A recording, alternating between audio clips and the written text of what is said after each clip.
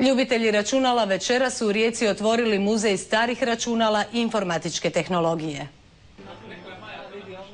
Sjećate li se ovih davnih primjeraka osobnih računala? Generacije današnjih 18-godišnjaka nikada ih možda nisu vidjele, no od sad će to moći učiniti u, kako organizatori kažu, najvećem postavu svjetske i hrvatske računalne povijesti u ovom dijelu Europe koji broji više od 1000 eksponata.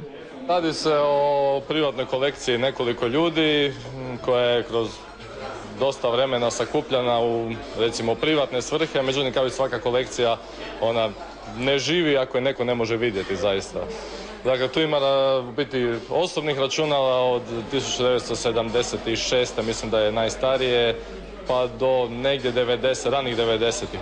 Cilj je bio, kažu, stvoriti prostor gdje će se mladi spremati za budućnost učeći iz tehnološke povijesti, pa se nadaju da će ih hrvatske škole i fakulteti organizirano posjećivati u sklopu nastave informatike.